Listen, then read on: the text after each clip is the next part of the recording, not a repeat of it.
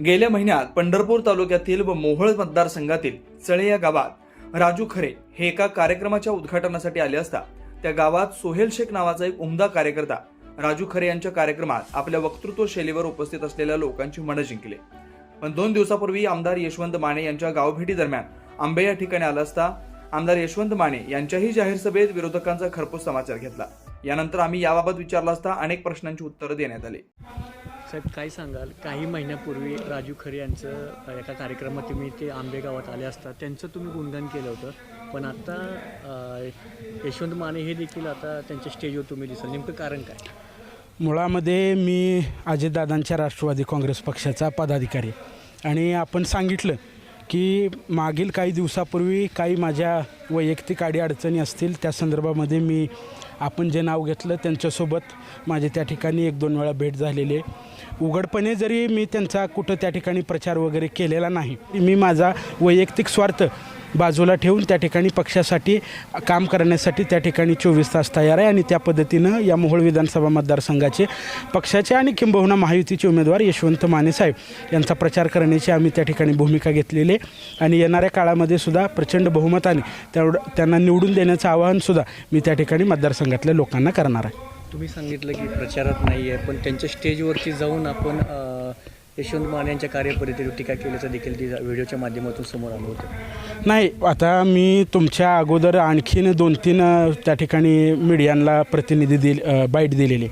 मुळामध्ये त्यांच्या विरोधात राग असण्याचं काही कारण नाही, परंतु मी एक सर्वसामान्य कुटुंबातला त्या ठिकाणी एक मुलगा आहे. मी काय कुठल्या म्हणजे पुढारी वगैरे कोण नाही, मला काही वारसानं राजकारण वगैरे आलेलं नाही, परंतु पक्षानं संधी दिल्यानंतर कुठंतरी समाजकारण करत असताना राजकारण करत असताना विद्यमान आमदारांच्या माध्यमातून कुठेतरी डावलल्याची भूमिका त्या ठिकाणी एक तरुण म्हणून मला त्या ठिकाणी वाटली आणि मग तो चुकीनं झाला असेल त्यांच्या किंवा कदाचित आम्ही त्यांच्यापर्यंत पोचलेलो नसू त्यामुळं झाला असेल, त्याबद्दल मला काय आज बोलायचं नाही आहे. परंतु आमची जी नाराजी होती ती नाराजी येणाऱ्या काळामध्ये आमदार साहेबांच्या माध्यमातून दूर केली जाईल आणि जी कामं त्या ठिकाणी आमच्याकडून अपेक्षित त्यांच्याकडून आमची होती ती कामं येणाऱ्या काळामध्ये पूर्ण झाल्यानंतर आम्हाला त्यांच्याविषयी काय नाराजी असण्याचं कारण नाही आहे. मुळामध्ये विठ्ठल परिवार ला न्याय कुठतर मिळत नाही म्हणून परिवारातले नेते आणि पदाधिकारी सांगताना फिरत आहेत. मी सुद्धा परिवारातला एक घटक आहे. कुठं तात्यांनी जरी सांगितलं असलं की अन्याय झाला नाही, परंतु वास्तविकता त्या ठिकाणी आपल्याला नाकारून चालणार नाही. थोड्याफार प्रमाणात निधी वाटपात इकडं तिकडं होतच असते. मी मागा भाषणामध्ये सुद्धा बोललो की 4 लोकांना वाईट वाटणारच, 4 लोकांना चांगलं वाटणारच. त्यामुळं कुटुंबप्रमुख म्हणून येणाऱ्या काळात यशवंत तात्या माने त्यांचा त्या ठिकाणी नाराजीचा सूर दूर करतील आणि ती लोकंसुद्धा मग ती परिवारातली असतील किंवा अन्य कुठल्या संघटनेचे असतील, ती लोकंसुद्धा यशवंत तात्यांच्या मागं प्रामाणिकपणे उभं राहतील, यात मला काही शंका वाटत नाही. आता आपण सांगितलं की विठ्ठल परिवारचा घटक किंवा कार्यकर्ता आहात, कुणाच्या पाठीमागे विठ्ठल परिवार राहील? यशवंत माने राहतील की राजू खरेंच्या पाठीमागे राहतील? नाही, राजू खरेंचा मुळात विषयच नाही, कारण कामं केलेले 3-3.5 हजार कोटीचा निधी आलेला आहे आणि या उमेदवाराच्या विरोधात उमेदवार द्यायचा कोण हा मुळात महाविकास आघाडीला प्रश्न आहे.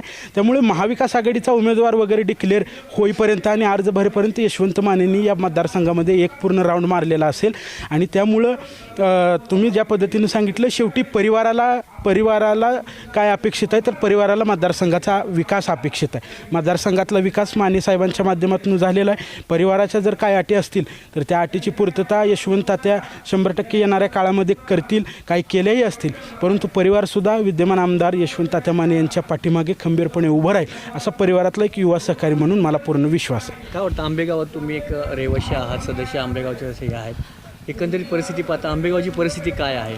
या माझ्या गावामध्ये आदरणीय अजितदादांच्या माध्यमातून यशवंत तात्या मानेंच्या माध्यमातून 8.25 कोटीपेक्षा जास्तचा निधी त्या ठिकाणी आलेला. कुठंतरी रस्ते विरोधकांनी करून दिले असतील, परंतु ते काय डांबरी आणि कॉन्क्रीटचे रस्ते केलेले नाहीत. कुठंतरी 2-4 लाखाचा मुरुम टाकलेला आहे आणि निवडणूक तोंडावर आहे, त्यामुळे तेवढं करावंच लागणार नाही तर लोक त्यांना मत देणार नाही. त्यामुळे यशवंत तात्यांच्या 3,000 कोटींची बराबरी त्या 5-4 लाखासोबत होऊ शकत नाही आणि यशवंत तात्यांनी केलेला विकास उघड आहे. कागदावर विकास वगैरे असं हे सगळ्या बोलायच्या गोष्टीत वास्तविकता या गोष्टीला काही अर्थ नाही. विकास हा झालेला आहे आणि येणाऱ्या काळामध्ये माझ्या गावातली सुद्धा सुज्ञ मतदार बंधू भगिनी यशवंत मानेंच्या कामावरती खुश होऊन आणि विकासाच्या जोरावरती त्यांना मतदान करतील असा मला त्या ठिकाणी विश्वास आहे. राजू खरे देखील प्रबळ दावेदार समजले जाते विरोधक म्हणून यशवंत माने यांच्या विरोधात.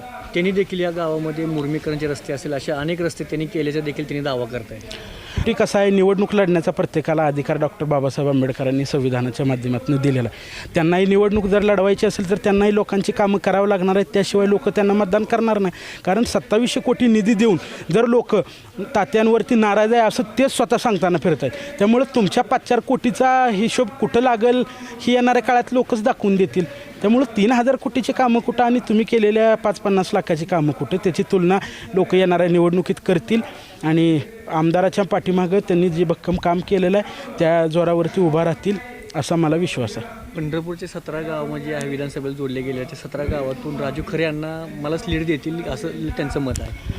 प्रत्येकाला निवडणुकीमध्ये बोलण्याचा 100% अधिकार आहे. यशवंत माने साहेबांनी गेल्या 5 वर्षामध्ये, मी मगाशी सांगितलं की 1 वर्ष कोरोनामध्ये आणि 1 वर्ष विरोधी पक्षात गेलं, त्यामुळे 3 वर्षात 3000 कोटीपेक्षा जास्त निधी त्या ठिकाणी खेचून आणण्याचं काम त्यांनी केलेलं आहे. या 17 गावातून यावेळेस कामाच्या जोरावरती आदरणीय राजन पाटील साहेब यांच्या अनगर आणि आसपासच्या परिसरातून जेवढं लीड जाईल त्यापेक्षा सुद्धा जास्त लीड येणाऱ्या काळात ह्या 17 गावातून यशवंत मानेला गेल्याशिवाय राहणार नाही. आणि या 17 गावातली लोक त्यांना येणाऱ्या काळात डोक्यावर घेतल्याशिवाय सुद्धा राहणार नाही.